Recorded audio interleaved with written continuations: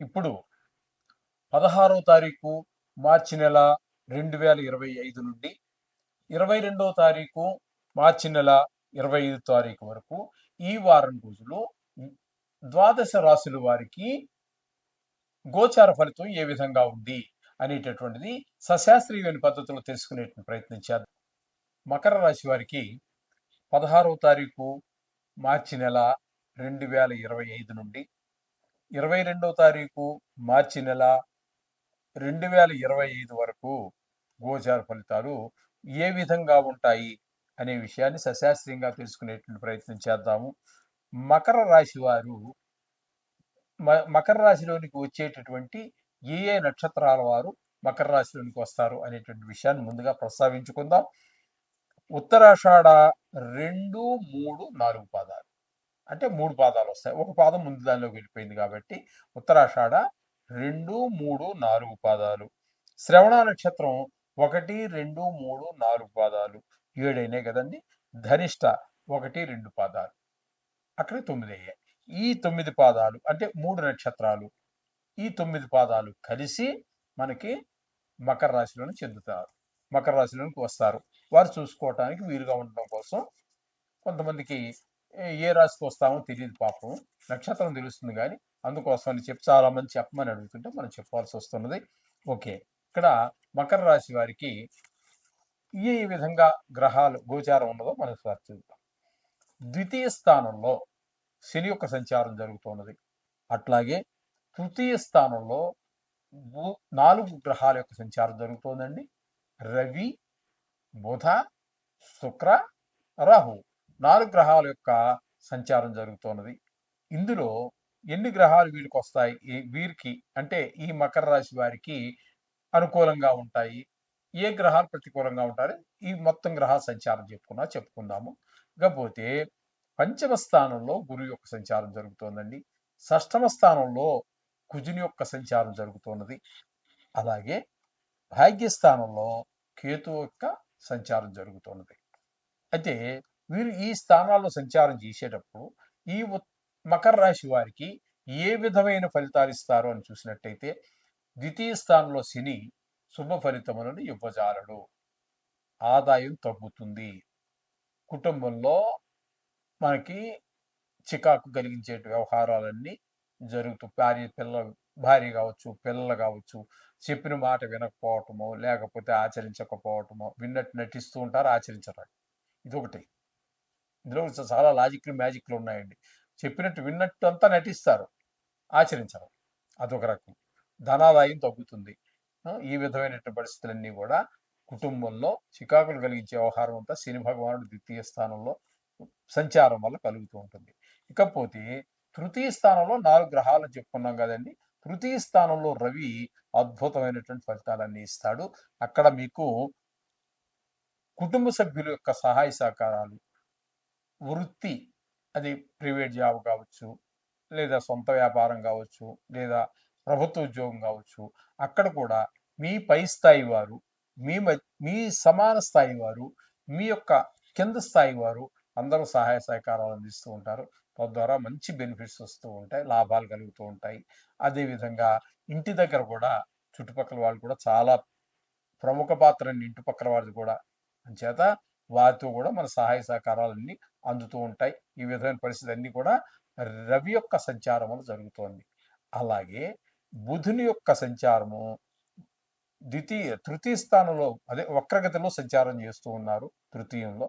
అయితే అక్కడ తృతీయంలో ఉండి వక్రించిన కారణంగా ఆయన కూడా కుటుంబ పరంగా, ధనపరంగా అన్నింటిలో మీకు సుఖాలని కలగజేసే విధంగానే ధనాదాయం పెరగటము, అలాగే కుటుంబాన్ని ఇందాక మనకు శని భగవానుడు కొంచెం ఇబ్బంది కలగజేస్తాడు అనుకున్నాం కదా, దాన్ని ఈ బుధుడు మనకి ఈ బుధ భగవానుడు ఆ లోటుని పూరుస్తూ ఉంటాడు. ఆయన చేసే పని ఆయన చేస్తారు, ఈయన చేసే పని ఈయన చేస్తారు.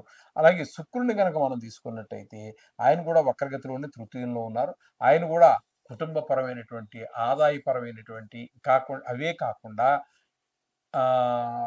కుటుంబంలో మంచి వాతావరణం ఏర్పడటానికి, అలాగే ఇందులో ఎవరైనా సంగీతంలో కానీ, సాహిత్యంలో కానీ, చిత్రలేఖనంలో కానీ, శిల్పం చెక్కటంలో కానీ, లేదా పల్లెటూళ్ళు చాలా చాలా కళలన్నీ ఉంటూ ఉంటాయి. ఆ కళల్నే జీవనోపాధిగా ఎంచుకుని ఉంటారు. వారికి అటువంటి వారికి, సినిమా రంగంలో ఉన్నటువంటి వారికి, వీరందరికీ కూడా టీవీ రంగంలో ఉన్నటువంటి వారికి, సోషల్ మీడియాలో ఉన్నటువంటి వారికి కూడా అనుకూలమైన ఫలితాలన్నీ కూడా శుక్ర భగవానుడు చేస్తూ ఉన్నాడు. అలాగే తృతీయంలో రాహుగ్రహ సంచారం ఉంది.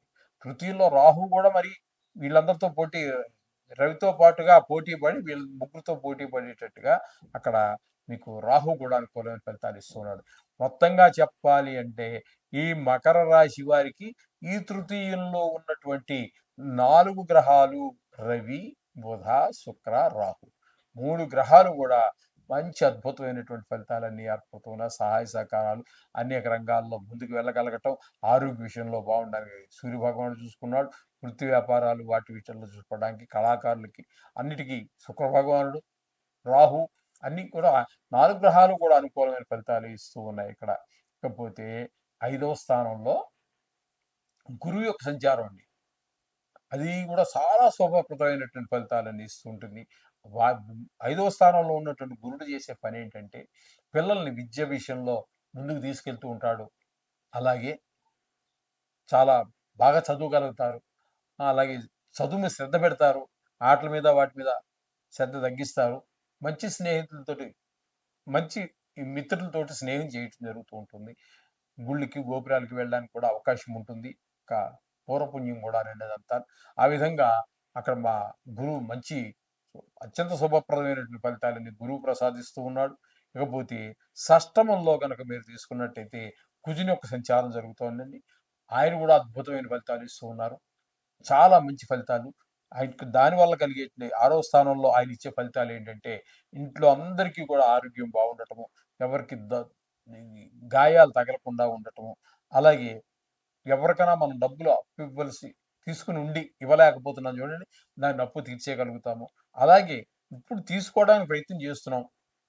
అనేక కారణాలు ఉండొచ్చు. ఇల్లు కొనడానికి కావచ్చు, భూమి కొనడానికి కావచ్చు, లేదా పిల్లల్ని ఫారిన్ పంపించడానికి కావచ్చు, లేదా వైద్య నిమిత్తం ఏదో దేనికో కావాల్సి రావచ్చు. ధనం తెల్లారులేస్తే ధనంతోటే కదండీ ప్రపంచం అంతా నడిచేది. ధనమూలం ఇదం జగత్తు. అంచేత దానికోసం మీరు ప్రయత్నం చేస్తూ ఉంటే ఆ ఆ ప్రయత్నాలు కూడా ఫలిస్తాయి. మంచి ఫలితాలు ఏర్పడతాయి. మీరు ఇల్లే కొనాలో, స్థలమే కొనాలో, ఇదే పిల్లల్ని పంపించటాలో, అబ్రాడ్ పంపించడం దేనికో మీరు చేసే ప్రయత్నం మాత్రం విజయవంతం అవుతుంది.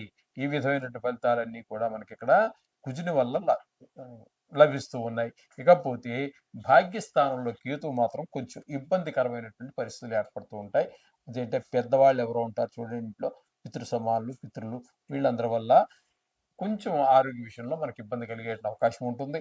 అలాగే వాహన సౌఖ్యం ఇట్లాంటి వాటినన్నీ కొంచెం ఇబ్బంది పెడుతూ ఉంటాయి. చిన్న చిన్నవి గృహ సౌఖ్యం ఉండకుండా ఏదో ఊరు పట్టు తిరగటమో, లేకపోతే బండి ఎక్కడో ఇబ్బంది పెట్టడమో, లేదా రిపేర్ ఇచ్చి దానికి ఏదో మనం ఏదో 200, 300 పోతుంది అనుకున్నది 2, 3 వేలు ఖర్చు అవటం, ఇట్లాంటివి జరిగే అవకాశం మనకి ఇక్కడ ఈ భాగ్యస్థానంలో కేతు వల్ల జరుగుతూ ఉంటాయి. ఈ విధమైన ఫలితాలన్నీ కూడా మనకి ఇక్కడ ఈ మకర రాశి వాళ్ళకి జరుగుతున్నాయి. చెప్పాలంటే మకర రాశి వారికి చెప్పాలంటే రవి అనుకూలంగా ఉన్నాడు, శుక్రుడు అనుకూలంగా ఉన్నాడు, బుధుడు అనుకూలంగా ఉన్నాడు, రాహు అనుకూలంగా ఉన్నాడు, ప్లస్ గురువు గారు కూడా అనుకూలంగా ఉన్నాడు, కుజుడు కూడా అనుకూలంగా ఉన్నాడు. అందుచేత ఇక్కడ మనకి ఈ మకర రాశి వారికి చెప్పాలి అన్నట్టయితే ఇక్కడ చాలా అనుకూలతలు ఎక్కువ కనిపిస్తూ ఉన్నాయి. 4+4, 5, 6 గ్రహాల యొక్క అనుకూలత మనకి బాగా ఉందండి. చాలా చెప్పాలంటే చాలా చక్కటి ఈ ఈ వారం అంతా కూడా చాలా చక్కగా మనకి మేషరాశి వారికి ఇందాక ఫస్ట్‌లో మనం చెప్పుకున్నప్పుడు మేషరాశి వారికి వచ్చింది. ఇప్పుడు మళ్ళీ ఇక్కడ మీకు మకర రాశి వారికి వస్తున్నదండి. ఈ విధంగా 6 గ్రహాల అనుకూలత ఉంది. ఈ 2 రాశుల వారికి చాలా మంచిది. ఏదైనప్పటికీ కూడా రెండో, మూడో గ్రహాలు ఉంటాయి కదండీ! మంచి చేశారని చెప్పేసి వాళ్ళని వదిలేయొద్దండి. 2, 3 నిమిషాలు వారి యొక్క ప్రార్థన కోసం కేటాయించండి. మీ పూజలో ప్రత్యేకించక్కర్లా. మీరు చేసే పూజలోనే ఓ 2 నిమిషాలు కేటాయించినట్టయితే ఆ గ్రహాలు కూడా సంతృప్తి చెందుతాయి. అనుకూలంగా ఉన్నటువంటి గ్రహాలు మరింత అనుకూలంగా మారతాయి. ప్రతికూలంగా ఉన్నవి కూడా వాటి యొక్క సాంద్రత తగ్గి, తీవ్రత తగ్గి అవి కూడా మీకు మంచి జరిగే అవకాశం ఉంది. అలా జరిగితే మొత్తం అన్ని గ్రహాలు కూడా మీకు అనుకూలంగా మారతాయి. చాలా హ్యాపీగా చాలా ఆనందదాయకంగా ఈ వారం అంతా గడిచే అవకాశం ఉంటుంది. ఇది మకర రాశి వారికి.